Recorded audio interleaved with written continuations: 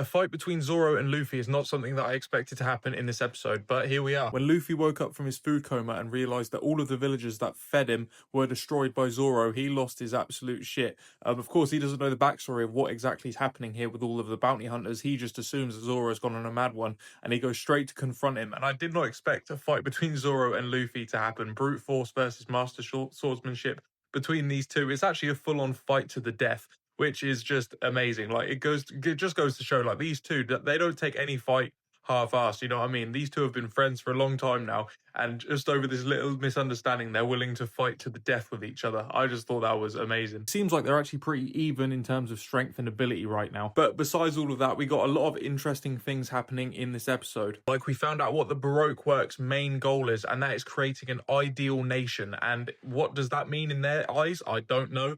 But the way it works is the higher you are in the Baroque Works in terms of your placement, your number, is how high you'll be in the society. So the boss is known as Mr. Zero, and then of course you have Mr. One, who would be like his, I guess, his second in command, then number two. And the higher you are, the higher standing you'll be in this ideal society that they're looking to create. But the Baroque Work as a whole right now are known for like assassinations and bounty hunting and that sort of thing. But their ultimate goal is to create this ideal nation. How they're going to come and do this, I don't know. I imagine it's something to do with Alabasta, because they're hunting this Princess Vivi for a reason. Or maybe that is just due to the fact that they know something about the boss. And as we know about the Baroque Works, is extremely secretive. And as Mr. Five said in the last episode, even knowing a bit of detail about him is a sin worthy of death. But knowing One Piece, Alabasta and the Baroque Works and this whole ideal nation thing is all going to come into one somehow. It's all gonna be part of the same interlinking story. Or maybe this is a completely separate issue, I don't know. But a big part of this episode was Igaram got absolutely destroyed by number 5, who's one of the stronger members in Baroque Works, of course, being number 5, and Miss Valentine's. Their powers are really interesting. Mr. 5 uses explosive boogers, which is kind of grim, but it's obviously extremely powerful. The way he clotheslined Mrs. Monday and absolutely took her out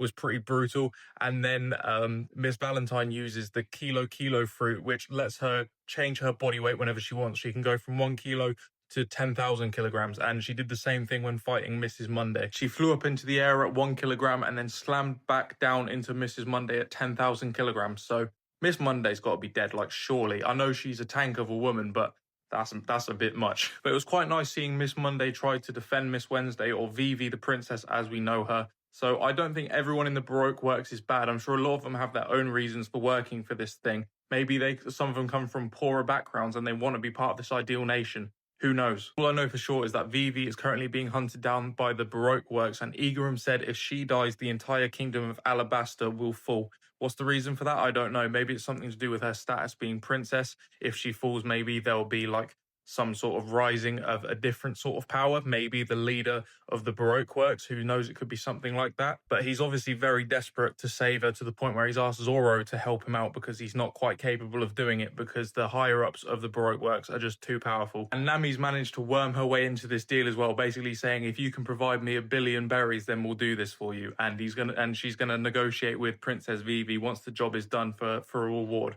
And she's managed to get Zoro roped into it because Zoro owes her money, and Nami's just a born hustler. Do you know what I mean? So if she's going to get her money, she's going to get it, even if it means putting her friends in grave danger. Do you know what I mean? She wants to get the bag, like, fair play to her. But Zoro has been tasked with the mission of getting Vivi back to Alabasta before she is captured by, Baroque Works.